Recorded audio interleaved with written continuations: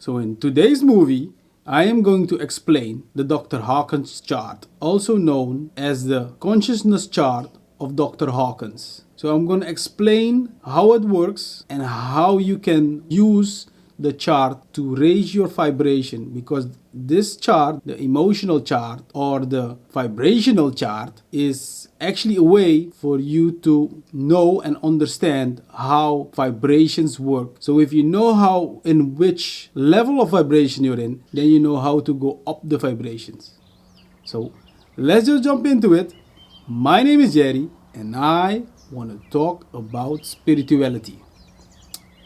So in this movie, I want to explain the emotional chart or the vibrational chart, especially vibration or emotions. And this chart is a chart that Dr. Hawkins actually made. He did it through muscle testing. Muscle testing, maybe in another movie, I'm going to explain what muscle testing is. Comment down below if you want to know what muscle testing is. So in this movie, I'm going to explain the different vibrations and how to go up the chart into vibrations and why you need to go up the chart in vibrations. I'm going to show on the left side, I'm going to show the chart of Dr. Hawkins.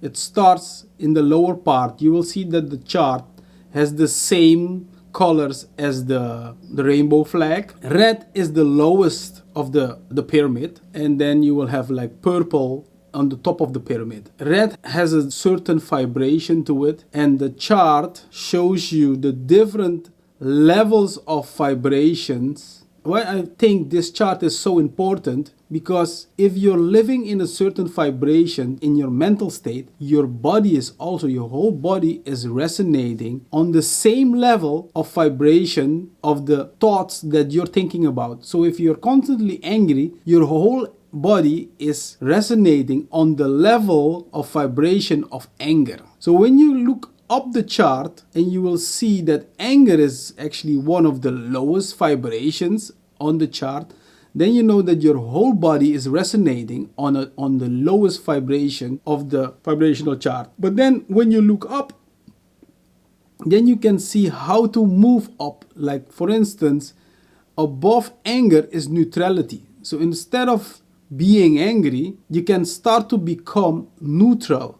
So the situation has become like a neutral situation. And then when you go higher up the scale, your body is also going higher up the scale. Why? Because the higher you go up the scale, the more manifestation things that you would like to manifest, the easier it works, the easier positive things come towards you, because positive things are things that have a high vibration and negative things have a low vibration. So if you're resonating on a lower vibration, of course you will attract to you a lot of negative things.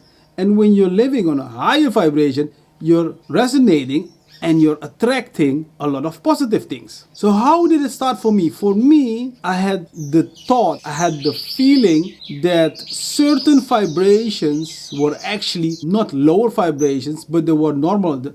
I was resonating, I had those feelings, those vibrations I had, and I thought that they actually didn't do harm in my body. But what I saw, that when I was living in a lot of anger and in a lot of grief, I saw that my body was starting to change and starting to react differently. But not only my body, my outer reality also started to change. I wasn't manifesting anymore the things that I would like to manifest, but I was starting to manifest a lot of negativity. But without my knowing, this is what I was focusing on.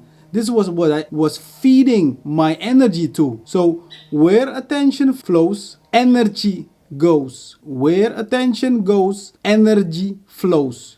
This is the rule. So what you're mainly thinking about, what you're mainly focusing on, that eventually it will become your reality. So what I saw in my life is that my reality started to become on a level with I didn't understand it, because with everybody things happen. When certain things happen, you start to blame other people. So I came in like a victim mode, and a victim mode has a lot of anger and grief with it. That's the victim mode, and the victim mode is on a certain level on the chart, on actually one of the lowest, but I didn't understand it. I thought that because I was the victim, I get a certain feeling of being the victim. People did this to me. Because they did this to me, I felt a certain way that was actually serving me. It was a coping mechanism. It was also a way to make you feel better, because now you can blame other people that your life is going a certain way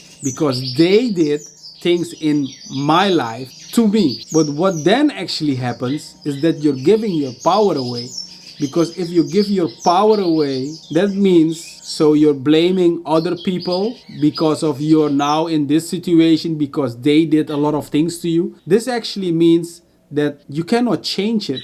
But if you take your power back and then say, even though maybe it's not 100% your doing, claim it, still claim it. And I claimed it. I said, this is my doing, it's all my doing, and it's serving me. It has arrived in my life to show me that in my life I needed, it was like a lesson, a life lesson. You need to learn from situations. So coming back to the vibrational chart and to the victim mode, is that when I saw that I was going in the victim mode, I used to drink a lot of alcohol with it, because alcohol goes a lot together with the victim mode. Alcohol makes you angry, and alcohol gives you a lot of grief. And actually those two, the anger and the grief, they create a situation where they actually magnifying each other. They're supporting each other and making it more bigger. And if you add some drugs or alcohol to it, it makes a certain feeling that can be really addictive. So what happened with me is that when I was in that situation where I started to become the victim mode, so I started to become angry of my situation and I started to feel a lot of grief and sadness, is that I was actually thriving on it. I was swimming in it, and it started to become my, sometimes it was like a 24-hour feeling, because this is how our mind works. Our mind likes to work in repetition, especially if you don't have a trained mind. If you have a mind that's a monkey mind that's going left and right and following every story that's coming towards you, then you will get a mind that can be a very repetitive mind that likes to thrive in certain negative states. But you can train your mind to become in a positive state. So first I want to explain where it started. Most of our consciousness, most of our feelings, most of our beliefs, and most of our labels that we have attached to things, they started in our youth. So the victim mode, the best way to explain it is when you were young and you were playing at the play yard, and say for instance, Charlie hit you in the face. The first thing that happens, you scream. And then you will find the nearest by person to release the pain. So you'll go to your mother and you will tell your mother, oh, Charlie hit me in the face. So here comes the complaining. You're angry. Charlie hit me in the face. Charlie hurt me. You know, if you have children, you understand me.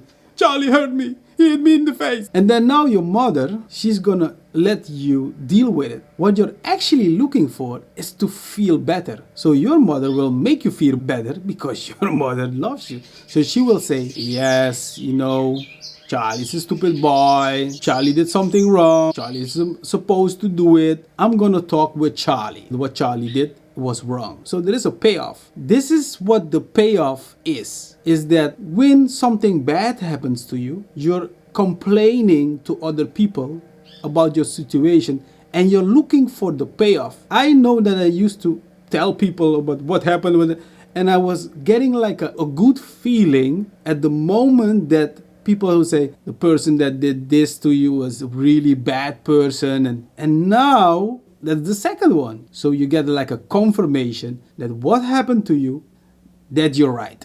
The problem is, it doesn't change nothing for you. There is no forward movement till now. The only thing that you have felt is that you had a confirmation that you're right. Sometimes we only want to feel right, even though it's like ruining our mood. So we're telling people the stories about what happened and how sad it was and how bad this was. Don't take me wrong, people. This is life. I'm just explaining it to you, because when you put consciousness on these things, you start to know how to deal and cope with it better. You know how to focus on another way and to solve the problem and the situations. You don't want to stay in a lower vibe, in a negative situation. You want to stay in a situation where it's mostly positive. The higher you go, the better your life will be. It is difficult because sometimes we're addicted to negativity. If you only look at the news, how many people are watching the news? If we're reading books, if we're watching movies, stories, things need to happen to make it interesting. This is our consciousness. We like action. We like things need to happen. If nothing happens, you have a boring story which nobody wants to listen to. So now you have a story, if you're in the victim mode, where you can find ways to be right. We people tend to search for the feeling that we need to be right in life, especially spiritual people. I say spiritual people. We don't want to accept that there is also a negative side in us. We only want to look at the positive side because we want to be right. We want to be the good guy and not the bad guy. But the bad guy is also important to show you that when somebody hits you on the eye, that you can reclaim your power. Talk to yourself. Yo, Jerry, don't worry. Whatever happens, I will always love me, myself. And this is what happens when you're a child and you get hit in the eye. You will run to your mother and you will look for a confirmation, being right from the outside. Confirmation, because this is what you've learned from the child. This is how it works. This is the imprint that life made on your consciousness. But you have to change it and see that you are actually the one that needs to confirm to yourself. Don't worry, don't be afraid. So you have to talk with yourself and explain to yourself that just look at the feeling. The feeling is there to be felt. Don't go creating friction by running behind the story and telling about Charlie did this and Charlie did that. And no, just stay with the feeling. Sit with it. Let the feeling come over you and then feel it subside again. Let it go. And the story itself will disappear. You know, my mother always said, when you have children, you have to distract them. You have to put them on another track. If your mind is focused on a story, it will keep on following the story till it gets another story to think about. You can distract. You can put your story, your mind on a different track. You cannot go into their problems. You have to distract them. You have to give them something else to think about. And this is the same thing you have to do with your own mind. When the feelings, they come up, they will come with a story because the feelings are attached to a certain story. And they will show you the story, but it's actually not the story that's important. It's the feeling that is important. So if you stick with the feeling and then after the feeling subsides, you will see that the story will also disappear. And then you can distract your mind with a different story, a positive story. So you can change the story, turn it around. That is what they call the magician. The magician is the one that's doing magic on his mind, changing the story. So if you're thinking now in a lower state, in an angry state, and you're coming back to a neutral state, that means your whole body is now changing from a negative, angry state to a neutral state. You do that with the breath. With the breath, if you're breathing into the body, the anger will subside and you will become neutral. So what then happens from a neutral state, you can come to an acceptance state, and that's a jump higher. And then every time, if you look at the chart, then you know what to do. That's why I'm explaining this chart to you. You can see what is the next step. Thing that I explained to you is not only committed to anger. It's also committed to grief if some person died in your life. You have a certain time that you need to grieve, and you have to come from the low state and then you go higher and higher. So a lot of people do. They're getting stuck because of our repetitive mind actually creates a negative state in the body. Because if you're swimming in negativity, your whole body starts to resonate on the same negative level. sometimes you can see it in the time, like, oh, this is the same negative story I was thinking, oh, not just a story, I was thinking about yesterday and the day before and the day before. So you can check yourself around 11 o'clock. Mostly it's when you wake up in the morning. Takes like 2-3 seconds and your mind is going back to the same problem from yesterday. So what it then creates is that your whole body is in a stressful, angry state. What then happens is that your glands, they start to create a lot of stress hormones for your body to compete with the stressful situation. And those stress hormones, they cause a lot of hair loss, shaking in the hands. It will cause like heart problems and a lot of negative problems, because your organs are also resonating on a lower level. It is maybe something you have to think about, but it is something that maybe can change you. If I want to be healthy, if I want to create a healthy body, I need to change the everyday negative thinking, and by meditating and by being conscious to just first see what's going on, trying to change it by movement, meditation, changing the subjects, and then accepting that it is your problem, it's something that you created, and people cannot change the way you think every day. You can change what you think every day. This is how you can move up the scale. Because when you're moving up the scale, your life is starting to change. My life started to change the moment that I started to be conscious of the things that I was repetitively doing every day. Because I was in a mode where I was angry. They did a lot of things to me. This was my opinion. So, but the moment I start to change my mindset, being positive in life.